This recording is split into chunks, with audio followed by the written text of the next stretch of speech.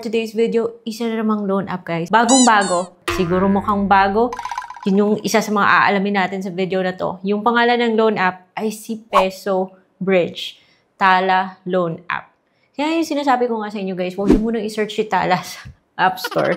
Because you're going to end up with a loan app like this. Huwag nyo munang i-download. Kahit na mukha siyang promising, sabi niya, maximum lang loan daw is 30,000 pesos. Quick operation and extremely low interest. Complete a loan with simple operation. We've heard that before. Guys, mabuti pang panoorin nyo na lang yung video na to because yung loan app na to, wala pang masyadong comments. So, hindi nila magagamit yung comment section sa pag-research. Kailangan mo talagang subukan yung loan app na to. So, bago pa man kayo mapadownload, panoorin nyo lang yung video na to.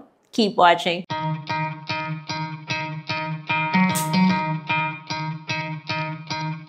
Hello everyone! Welcome back to my channel. It's Ate Red here. At ako po yung nagtitry ng mga online loan apps para sa inyo.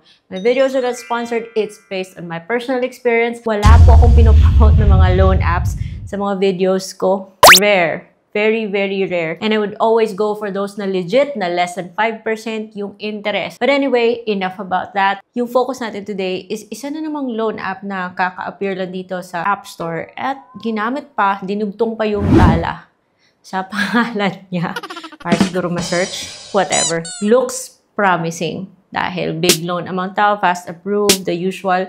Pero wag nyo na nga munang i-download yung loan app na to, guys. If ever makita nyo man kung ano yung totoong anyo ng loan app na to, nasa inyo na yan ha. Pero I suggest, tapusin nyo na muna yung video na to. At bagong lahat, kung hindi pa kayo subscribe sa akin channel, subscribe na po kayo because dito, honest reviews lang po. Walang BS, walang marketing, just reviews ng mga loan apps, and that is for your benefit. Hihingi po siya ng iba't ibang permissions, such as your location, lalabas po yung kanyang mga colorful, mga promising stuff, at yung kanyang dashboard, bubungad po yung maximum loan pala is 80,000 pesos. At kaagad na lumabas na si Star Loan. I don't think na-review ko to si Star Loan loan app na to. Pero 'di ba, magtataka ka kasi sinasabi niyang si Peso Bridge siya. Bakit ngayon may Star Loan? Tapos kanina 30,000 pesos, ngayon 80,000 pesos na naman. O 'di ba? Inconsistent. So sasabihin niya pa, familiar na tayo sa mga ganitong promises. Guys, 120 days, 0.04% per day daw. Magbibigay ka ng phone number mo para makapag-start ng application. Pero hindi mo na kailangan humintay ng text, guys. Kasi doon na mismo, sa page na yan, lalabas yung OTP. O, di ba kaloka? What if maglagay ka ng ibang phone number? O, di ba? Pag-click mo ng get code, doon na mismo magpo-float. And syempre, mag-a-agree ka po doon sa privacy policy niya. Kung ano yung sisilipin niya sa cellphone mo. At doon mo rin nakita yung pangalan ni LF ha. Na even if itong si LF ay nag-a-appear sa list of recorded online lending platforms sa website ni SEC, questionable rin guys. Kasi iba yung description ni LF doon eh. At bakit nga meron na siyang particular na loan app. So, questionin natin yung mga ganito guys. Huwag tayong padalos-dalos. Ayun nga nung nakapasok na, sabi ni Star Loan, ni Peso Bridge, aka Star Loan, 20,000 pesos daw. Okay, to cut through the chase guys, okay, ito na. Magbibigay ka po kasi ng mga information like identity information, your personal information, work information, contact information.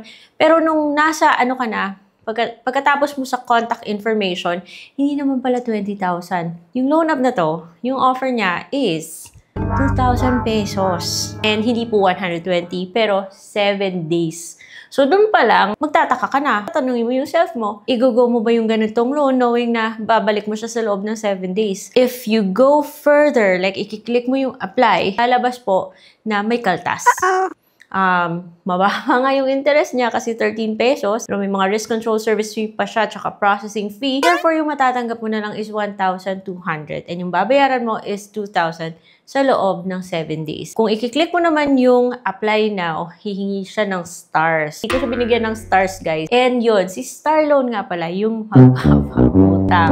So, meron po siyang account cancellation. Pero ito yung nakakatuwang part or ewan ko na lang talaga, guys. Kasi nung pinindot ko yung account cancellation, di ba, hindi ka raw pwedeng mag-cancel if meron ka pang ongoing loan. Okay, tinry ko magpa-cancel. I-log out niya lang ako, guys. Akala ko rin na-cancel. Akala ko na cancel yung aking application.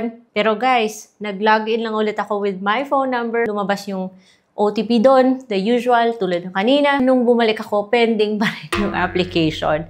Buti na lang guys, dahil hindi ko po gusto yung terms niya, na-reject po ako. Okay, dahil na-reject ako, diba?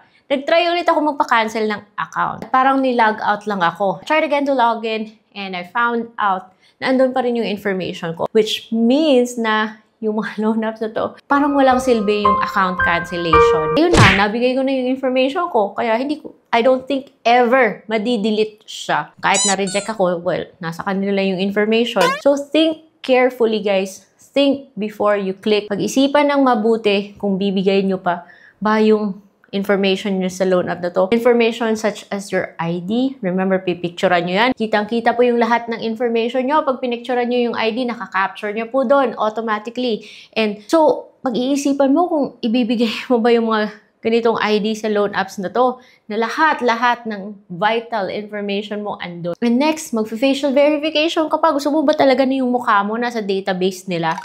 So, yun nga mga guys, aside from the personal information, hihingi rin siya ng mga work information na wala namang silbi kahit nasabihin mong self-employed ka. Kasi hihingi niyo pa rin yung information like address details, salary, job type.